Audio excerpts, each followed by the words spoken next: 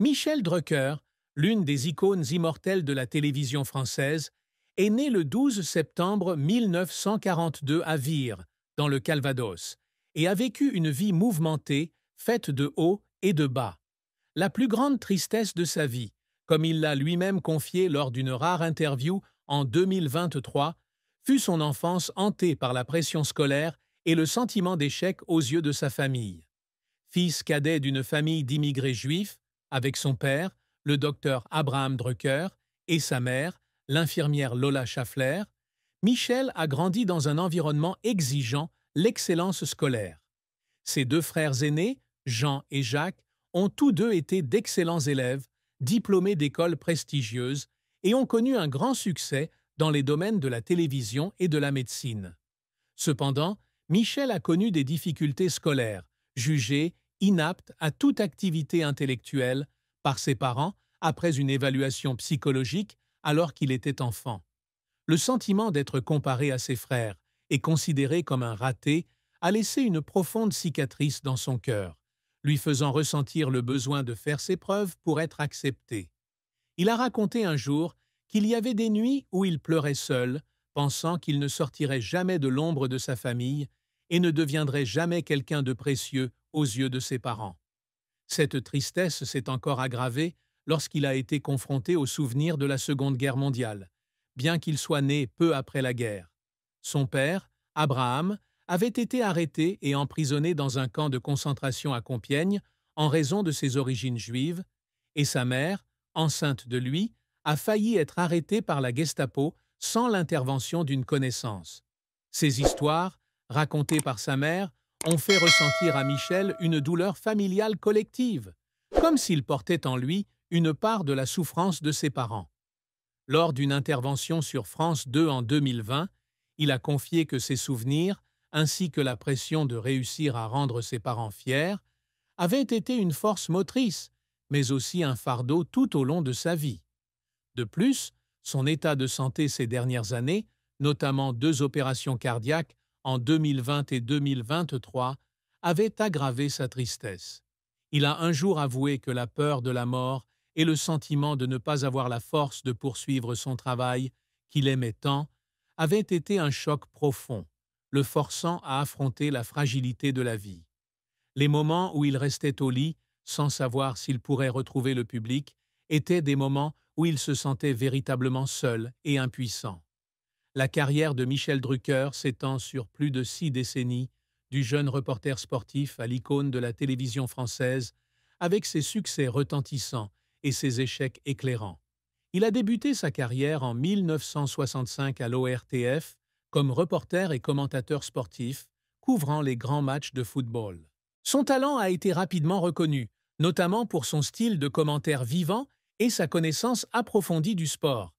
Il a continué à couvrir des matchs de football en direct jusqu'en 1986, mais à partir des années 1970, il s'est tourné vers l'animation d'émissions de divertissement. L'une de ses premières réalisations marquantes fut l'émission Tilt sur l'ORTF, où il a démontré sa polyvalence d'animateur et son aptitude à captiver le public. En 1975, il anime les rendez-vous du dimanche sur TF1, marquant ainsi sa transition du sport vers le divertissement, où il commence à se forger une image de présentateur aimable, poli et respectueux. Les années 1980 voient la carrière de Michel exploser avec l'émission Champs-Élysées sur Antenne 2, une émission de divertissement diffusée en prime time qui attire des millions de téléspectateurs chaque semaine. Avec son format mêlant musique, interviews et humour, l'émission devient un phénomène culturel, faisant de Michel l'ami des stars. Il invite les plus grands noms du spectacle français et international, de Johnny Hallyday à Madonna, et son style d'interview à la fois doux et raffiné contribue à faire de l'émission l'une des plus populaires de la décennie. Dans les années 1990, il poursuit son succès avec Stars 90 sur TF1, une autre émission qui réalise d'impressionnantes audiences. Mais l'apogée de sa carrière reste Vivement Dimanche, diffusé sur France 2 à partir de 1998, puis sur France 3 en 2022. Avec son emblématique canapé rouge, Vivement Dimanche est devenu un incontournable de la vie culturelle française, où les stars partagent leurs histoires de vie et leurs moments forts. L'émission, diffusée depuis plus de 24 ans, est l'une des plus anciennes de la télévision française, témoignant de la longévité et du succès de Michel. Outre son rôle de présentateur, Michel est également un producteur talentueux au sein de la société DMD Productions, créant de nombreuses émissions populaires qui génèrent des millions d'euros de recettes chaque année. Il a également publié plusieurs livres, dont l'autobiographie Avec le temps en 2023, où il partage son parcours professionnel et ses défis personnels. Sa carrière a été récompensée par de nombreuses distinctions prestigieuses telles que Chevalier des Arts et des Lettres et officier de l'Ordre national de la Légion d'honneur, confirmant sa position parmi les personnalités les plus influentes de la culture française. Cependant, tout n'a pas été simple. Un échec notable a été l'émission Studio Gabriel dans les années 1990, qui n'a pas rencontré le succès escompté et a été annulée peu de temps après, faute de pouvoir rivaliser avec d'autres émissions diffusées à la même heure. Michel a un jour confié que cet échec l'avait amené à remettre en question ses capacités, surtout alors qu'il était habitué à être apprécié du public. Autre revers.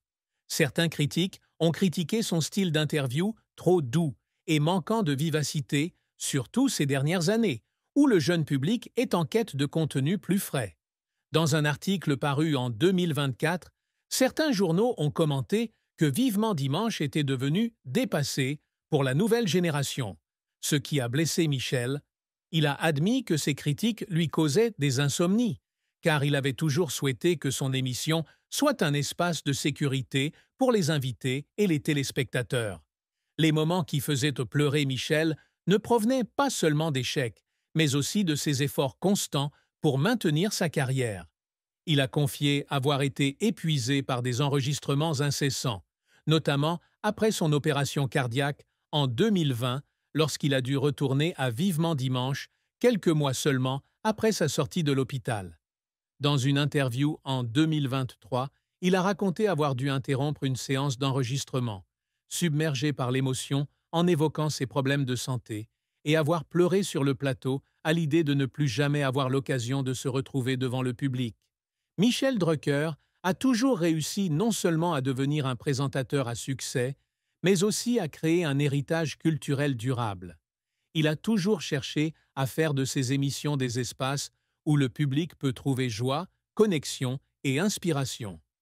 Avec Vivement Dimanche, il a réussi à créer une émission emblématique où des générations de téléspectateurs peuvent découvrir ensemble des histoires de culture, de musique et d'histoire française. Il est fier que cette émission soit non seulement un talk show, mais aussi une chronique vivante de l'industrie du divertissement française, avec plus de 4000 épisodes et des milliers d'invités de tous horizons.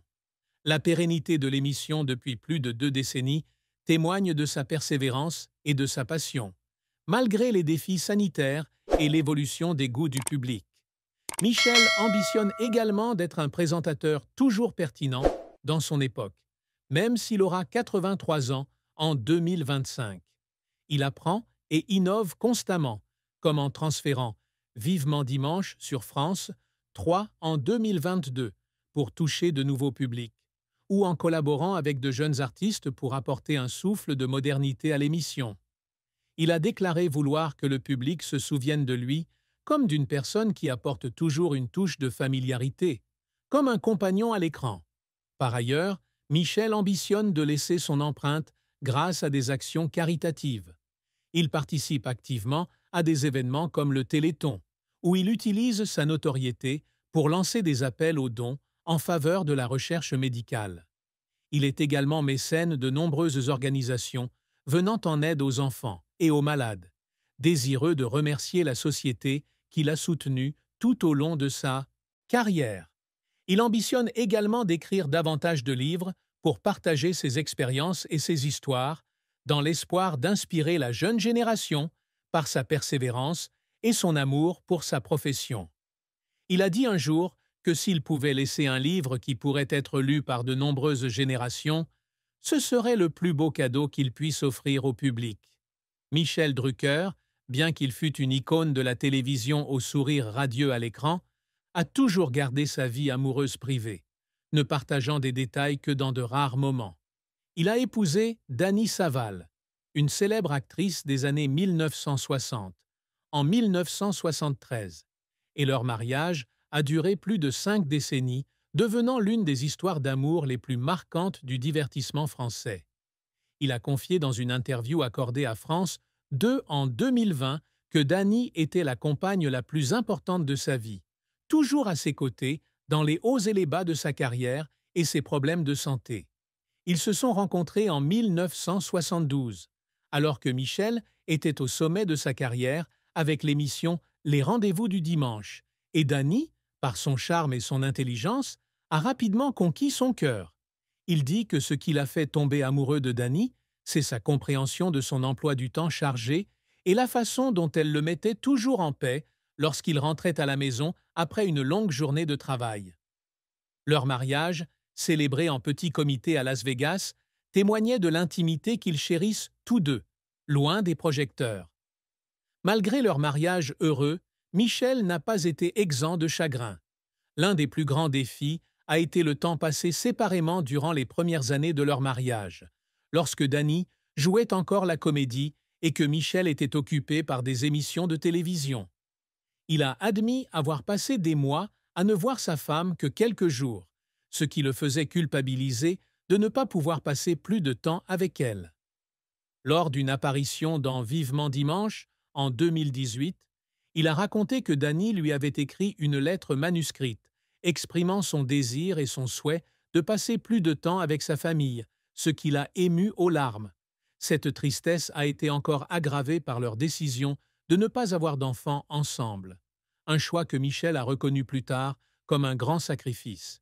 Il a confié que, bien qu'il aimait les enfants et qu'il ait souvent été proche de la belle-fille de Dany, Stéphanie Jarre, il regrettait parfois de ne pas avoir d'enfant biologique avec qui partager sa vie. Une autre tristesse dans le mariage de Michel était la pression de la célébrité.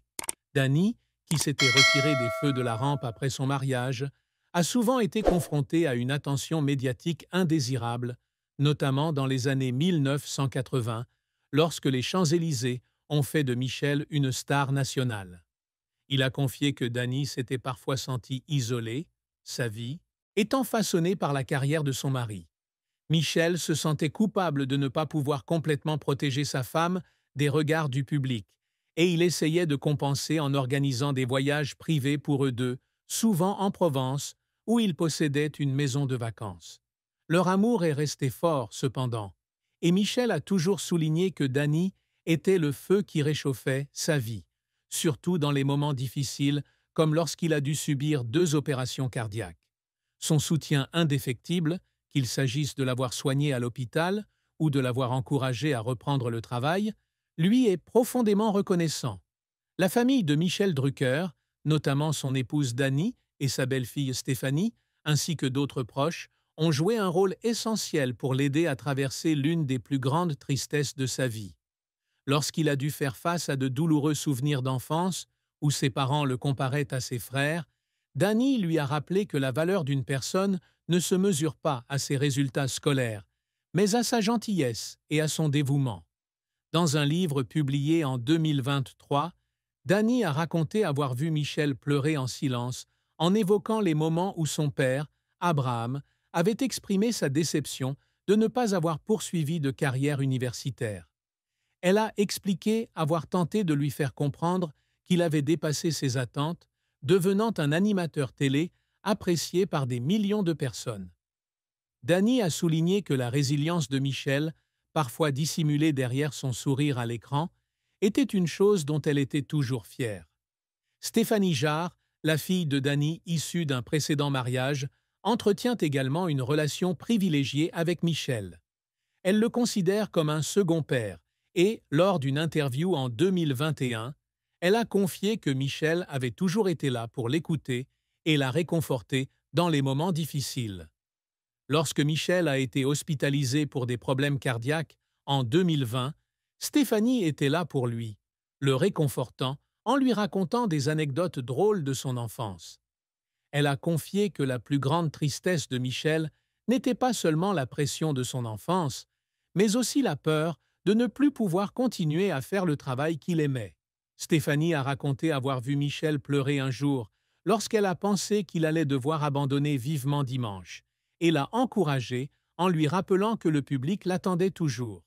Sa famille, dont son frère Jacques, médecin renommé, s'est également inquiété du fait que Michel ait continué à travailler sans relâche jusqu'à ses 80 ans. Jacques lui a un jour conseillé de se reposer davantage, tout en étant fier que Michel ait transformé ses difficultés personnelles en motivation pour se consacrer au public. La famille de Michel a également remarqué qu'il essayait toujours de cacher ses moments de faiblesse, même à ses proches.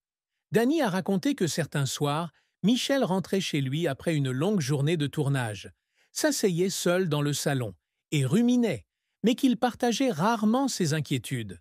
Elle a ajouté qu'il avait toujours voulu protéger sa famille des pressions auxquelles il était confronté, surtout après son opération cardiaque, où il craignait de ne plus avoir la force de continuer. Sa famille l'a toujours encouragé à trouver la joie dans les choses simples, comme les soirées à discuter chez eux en Provence ou les promenades avec leurs chiens. Les encouragements de Danny et Stéphanie ont aidé Michel à traverser les moments les plus difficiles, et il disait souvent que sa famille était son bien le plus précieux, plus que sa réussite professionnelle. Michel Drucker, dont la carrière s'est étendue sur plus de 6 décennies, était extrêmement discret sur sa vie privée, et les secrets qu'il gardait cachés impliquaient souvent de profondes difficultés qu'il ne voulait pas révéler au public. L'un des plus grands secrets était la gravité de ses problèmes de santé. Si le public savait qu'il avait subi 2 opérations cardiaques en 2020 et 2023, peu savaient qu'il risquait de mourir lors de la seconde. Lors d'une conversation privée avec un ami proche, révélée dans un article de 2024, Michel a avoué avoir eu un moment au bloc opératoire où il a cru ne pas se réveiller. Il a gardé ce détail pour lui, ne le partageant qu'avec Danny et quelques amis proches, car il ne voulait pas que le public s'inquiète ou le perçoive comme faible. Il a dit craindre que la divulgation de ces moments ne détruise l'image optimiste qu'il s'était forgée tout au long de sa carrière. Un autre secret était la tension qui régnait dans ses relations avec certains collègues du monde de la télévision. Dans les années 1990, alors que la concurrence entre les chaînes de télévision devenait féroce, Michel a été critiqué par certains producteurs et autres présentateurs pour son style d'animation trop traditionnel. Il a gardé ses blessures pour lui, sans jamais les réfuter publiquement, mais dans un livre publié en 2023, il a révélé qu'il lui arrivait de se sentir isolé dans le métier qu'il aimait. Il a déclaré avoir choisi de se taire et de continuer à travailler, convaincu que le public serait le juge le plus juste. Ce secret révèle un Michel bien plus sensible que l'image assurée qu'il véhicule souvent et qui cherche à protéger ses émotions du jugement des autres. Michel cache également sa passion pour la poésie, une facette méconnue de sa personnalité.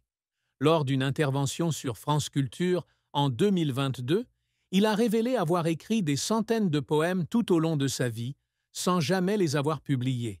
Ces poèmes, dit-il, sont sa façon d'exprimer ses émotions les plus profondes, de la joie de rencontrer Danny à la douleur de la perte de son frère. Jean, en 2003, il dit conserver ses poèmes chez lui dans une boîte en bois et seul Danny est autorisé à les lire. Il craint qu'en les rendant publics, le public ne le perçoive sous un jour différent, ce qui pourrait nuire à l'image du présentateur national qu'il s'est forgé. Ce secret révèle que Michel est introverti et qu'il veille à préserver les aspects les plus intimes de sa personnalité.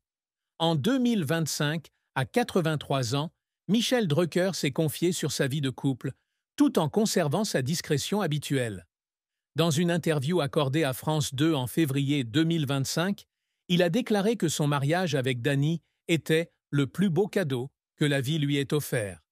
Il a admis qu'à cet âge, il chérissait encore plus les moments simples passés avec sa femme, comme les soirées passées ensemble, devant de vieux films ou les promenades en Provence. Il a révélé qu'ils avaient appris à entretenir la flamme de leur mariage grâce à de petites habitudes, comme cuisiner ensemble ou s'écrire des mots manuscrits. Michel a expliqué que ces gestes, aussi petits soient-ils, sont une façon pour eux de se rappeler l'un l'autre l'amour qui dure depuis plus d'un demi-siècle. Il a également confié que le fait de ne pas avoir d'enfants ensemble était une chose que Danny et lui avaient acceptée, mais qu'à son âge actuel, il lui arrivait de penser à la paternité.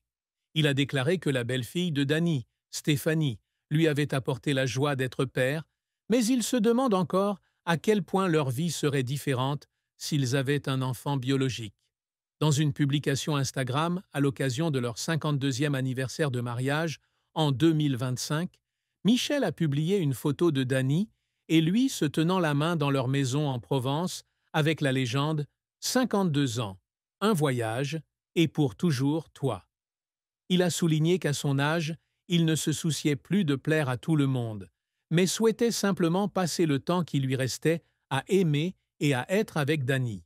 Il a également révélé qu'il prévoyait un voyage en Italie où ils ont passé leur lune de miel afin de célébrer leur amour et de se remémorer leurs premiers jours ensemble. Premier jour ensemble. Premier jour ensemble.